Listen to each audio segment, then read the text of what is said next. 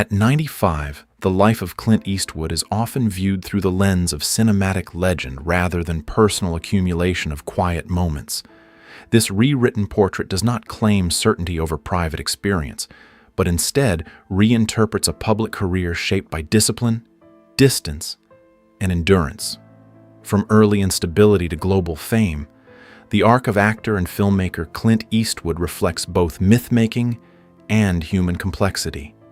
What follows is a structured reflection on childhood, work, relationships, and loss, exploring how resilience and solitude became intertwined themes across decades of change, achievement, and personal transition that defined a long public life overall narrative.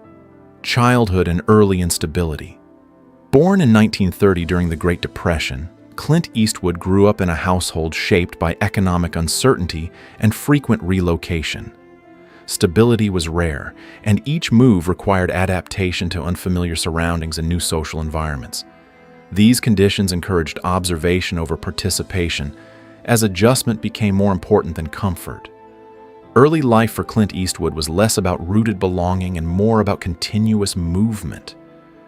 That pattern shaped a quiet resilience that would later define his public and private persona.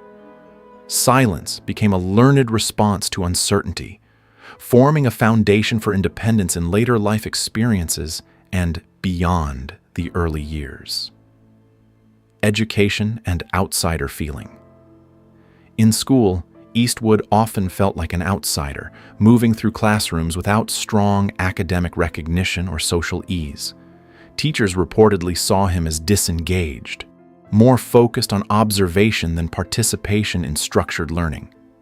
This perception contributed to an early reputation for unpredictability and limited academic promise.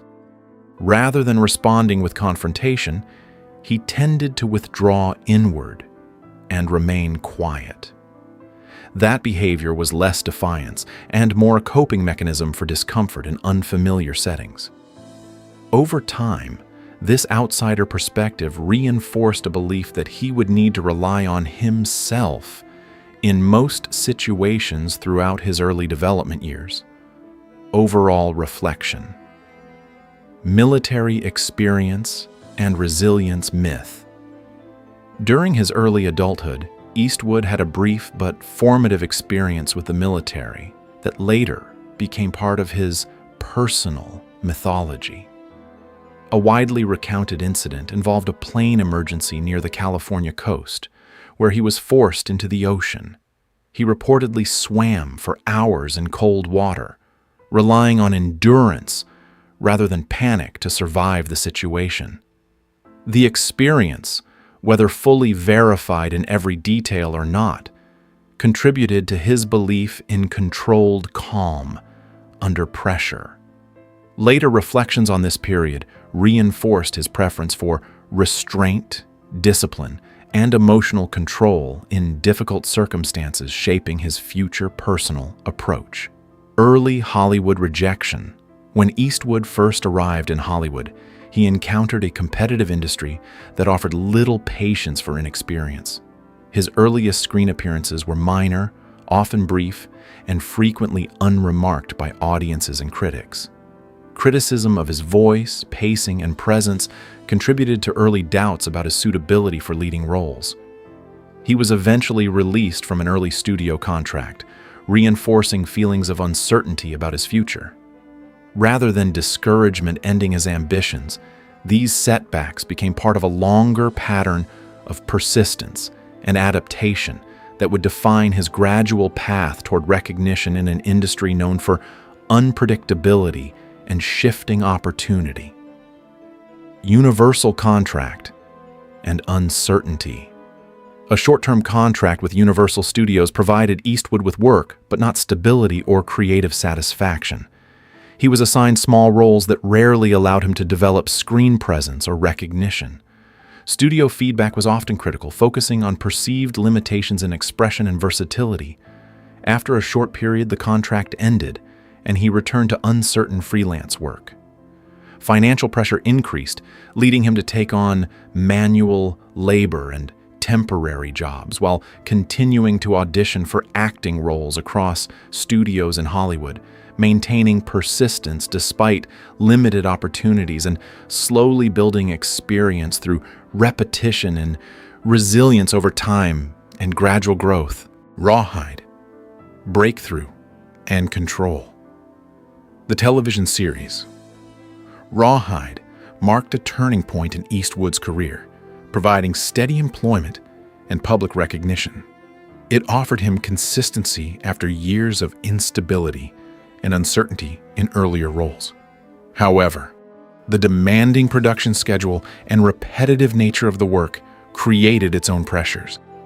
While audiences saw reliability, he privately experienced fatigue and concern about being typecast.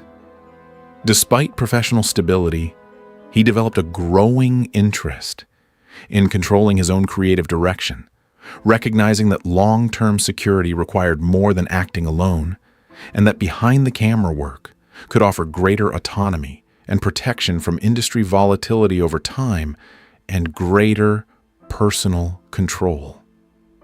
Transition to directing. Transitioning into directing allowed Eastwood to reshape his working environment and creative influence.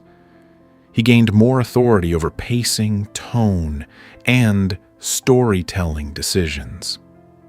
This shift reduced external pressure and gave him greater control over production conditions. Directing also provided a quieter professional space compared to acting on set. It became a way to manage stress, shape narrative vision, and reduce dependence on external approval, while also allowing Eastwood to build a body of work that reflected personal discipline, restraint, and a preference for efficient storytelling over spectacle-driven production approaches in Hollywood filmmaking that emphasized control and long-term creative vision. Family relationships and distance. Eastwood's personal relationships were often marked by complexity, distance, and long periods of separation. His first marriage to Maggie Johnson began during his early career years. As professional demands increased, emotional distance developed within the relationship.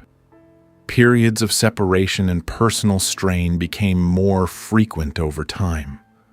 Later relationships also reflected similar patterns, including high-profile partnerships and private connections that were often complicated by time, work demands, and differing expectations, leading to repeated cycles of connection, distance, and reflection across multiple decades of Eastwood's evolving personal life and changing priorities and the weight of public life experienced privately. Often, later life losses and reflection. In later life, Eastwood experienced a series of personal losses that deepened his sense of reflection and quiet withdrawal.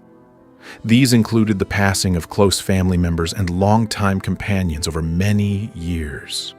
Each loss reinforced his tendency toward privacy and emotional restraint. He continued working steadily, often channeling emotion into professional discipline rather than public expression. Over time, grief became less about immediate reaction and more about sustained acceptance, shaping a quieter approach to aging, where work, routine, and solitude provided structure for navigating change, memory, and the gradual accumulation of lived experience across decades and ongoing reflection. Conclusion. This reinterpretation of Clint Eastwood's life emphasizes structure, endurance, and emotional restraint rather than mythic certainty or simplified narrative. It frames his journey as a progression shaped by adaptation to instability across personal and professional domains. Rather than presenting a definitive account, it offers a reflective perspective on the relationship between work, identity, and solitude. Across decades of change, his public image and private life often moved in different directions, creating contrast between perception and reality, where discipline and control became central themes that shaped both career longevity and personal adaptation in an evolving entertainment industry landscape over extended time.